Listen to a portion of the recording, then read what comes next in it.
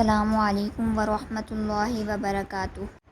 رب اشرح لی صدری ویسر لی امری واحلل عقدۃ من لسانی یفقہوا قولی۔ اے میرے رب، کھول دے میرا سینہ اور آسان کر دے میرے لیے میرا کام، اور کھول دے گرہ میری زبان کی تاکہ سمجھ سکیں لوگ میری بات۔ رب یسر ولا تعسر وتمم بالخیر۔ اے میرے رب، آسانی پیدا کر، مشکل نہ کر، اور خیریت کے ساتھ اس کام کو پورا کر دے، آمین۔ ہم نے پچھلی ویڈیو میں عربی زبان میں کل 29 حروفیں ہم نے یہ پڑھا تھا، اور ان کو حروف ہجا کہتے ہیں۔ اس کے علاوہ دوسری چیز ہم نے پڑھی تھی کہ عربی زبان کی چند بنیادی حرکات: زبر، فتح، زیر کسرہ، پیش ضمہ، جزم، سکون، اور دو زبر، دو زیر، دو پیش، ان کو تنوین کہتے ہیں۔ اس کے بعد ہم نے پڑھا تھا کہ حروف اور حرکات سے مل کر الفاظ بنتے ہیں، اور الفاظ کی دو قسمیں ہوتی ہیں، ایک بامعنیٰ اور ایک بے معنیٰ۔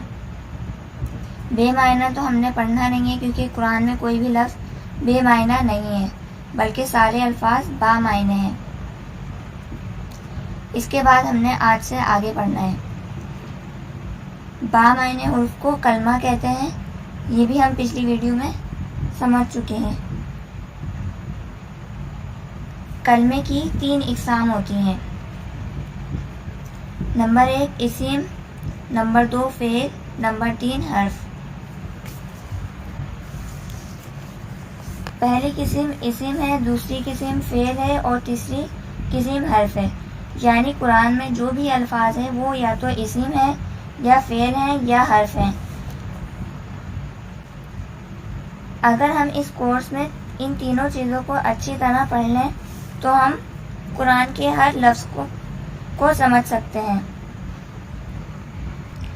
سب سے پہلے ہم اسم پڑھیں گے۔ اسم کے لفظی معنی ہوتے ہیں نام،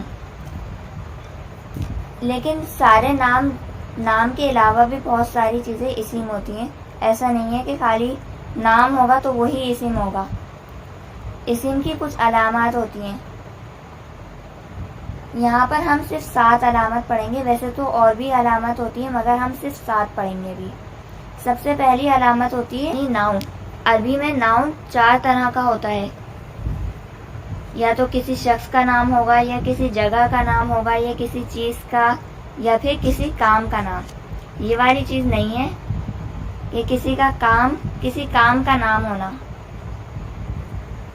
کسی شخص کا نام جیسے زید، مریم، فاطمہ، اور کسی چیز کا نام جیسے قلم، کتاب، اور کسی جگہ کا نام جیسے مسجد، مدرسہ، کراچی۔ اسی طرح کسی کام کا نام جیسے کوئی بھی ہم کام کرتے ہیں اس کام کا ایک نام ہوتا ہے، جیسے کہ اگر میں بیٹھی بھی ہوں تو کام کا نام ہے بیٹھنا۔ ایسی اگر کوئی کھڑا ہوا ہے تو اس کا کام کا نام ہے کھڑا ہونا۔ اسی طرح سے یہ ہے انفاق کا مطلب ہوتا ہے خرچ کرنا۔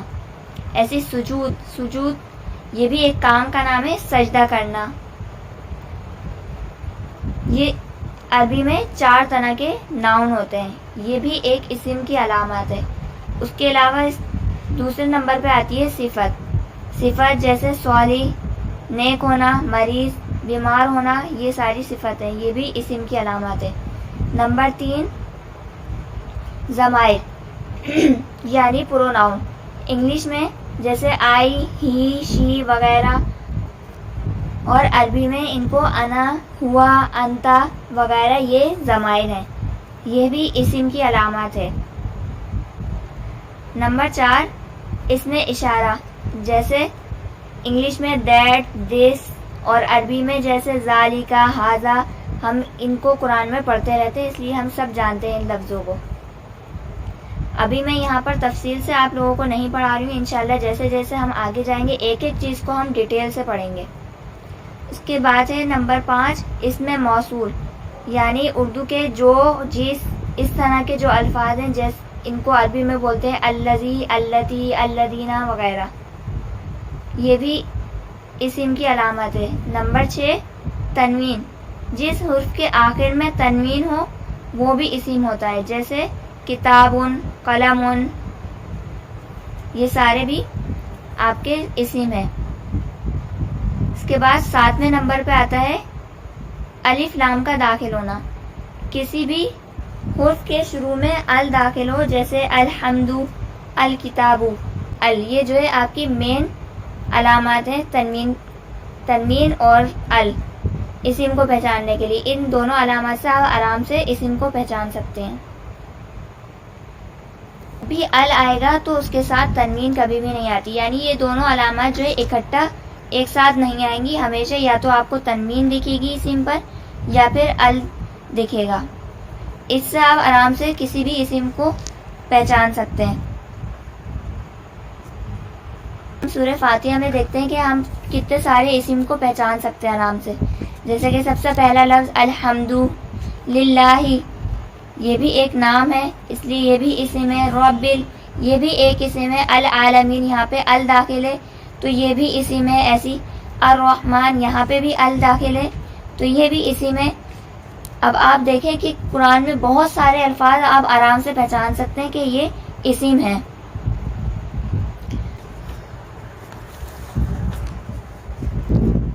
کسی بھی اسم کو جاننے کے لیے ہمیں اس کے بارے میں 4 چیزیں معلوم ہونی چاہیے۔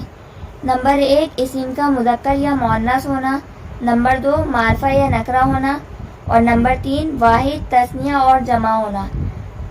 نمبر 4 اعراب، اس میں سب سے اہم چیز جو ہے وہ ہے اعراب، جو اس کو ہم آگے ڈیٹیل سے پڑھیں گے۔ ہم نے پڑھنا ہے تو چاروں چیزوں کو ڈیٹیل سے، مگر سب سے جو ضروری چیز ہے جس کے بغیر آپ لوگوں کو عربی نہیں آئے گی وہ ہے اعراب،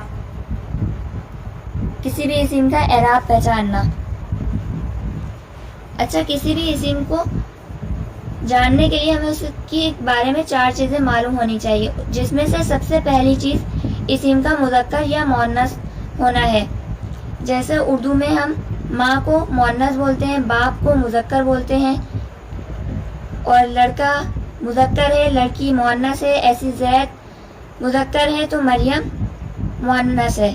ان سب کو تو ہم آرام سے پہچان سکتے ہیں کہ اس میں سے کون سا مذکر اور کون سا مؤنث ہے۔ لیکن ہم اردو میں کچھ ایسی چیزیں استعمال کرتے ہیں جو ہم مؤنث بولتے ہیں، اور کچھ چیزیں ایسے استعمال کرتے ہیں جو مذکر بولتے ہیں، جیسے کرسی، دوا، آگ، کتاب وغیرہ، ہم ان سب کو مؤنث استعمال کرتے ہیں۔ اسی طرح سے بہت سے اسم ہم جو ہے مذکر استعمال کرتے ہیں، جیسے قلم، مدرسہ، چمچہ، اس طرح کے بہت سارے الفاظ ہیں جو ہم مذکر بولتے ہیں۔ اسی طرح عربی میں بھی کچھ چیزیں مذکر بولی جاتی ہیں اور کچھ مؤنث بولی جاتی ہیں، لیکن ہم یہ کس طرح پہچانیں گے کہ کون سی کہ کتاب عربی میں مذکر ہے یا مؤنث ہے، اور کرسی یہ عربی میں مؤنث ہے یا مذکر ہے؟ یہ ہمارا انشاءاللہ اگلا ٹاپک ہے جس کو ہم آگے ڈیٹیل سے پڑھیں گے۔ اس ٹاپک کو ہم انشاءاللہ نیکسٹ ویڈیو میں شروع کریں گے۔ اللہ تعالی ہماری کوشش کو قبول فرمائے اور ہمارے لیے آسانی پیدا کرے۔ السلام علیکم ورحمۃ اللہ وبرکاتہ۔